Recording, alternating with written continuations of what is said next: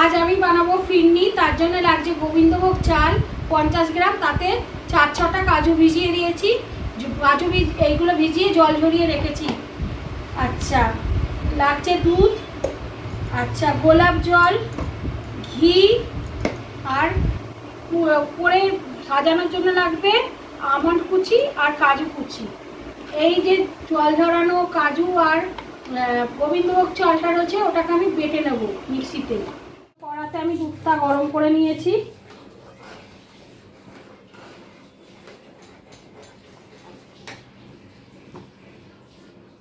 এবারে দেব চালটা দেবো আর নাড়বো, না এলে দলা পাকিয়ে যাবে।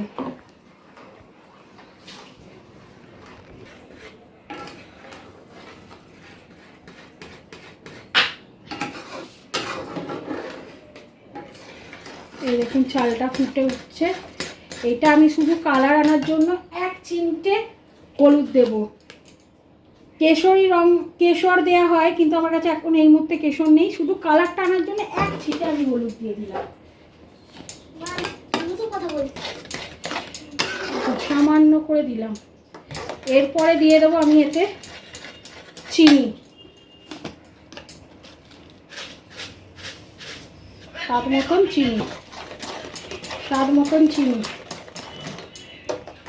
আর দেব এটাতে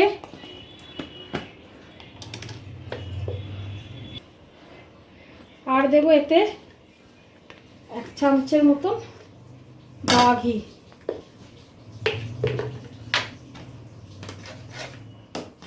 আর দেব সামান্য করে এতে গোলাপ জল,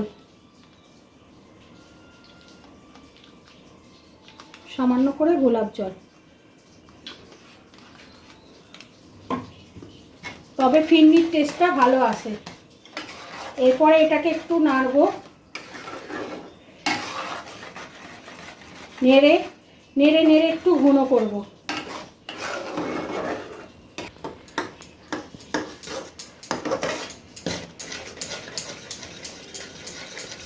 এটা আমার রেডি।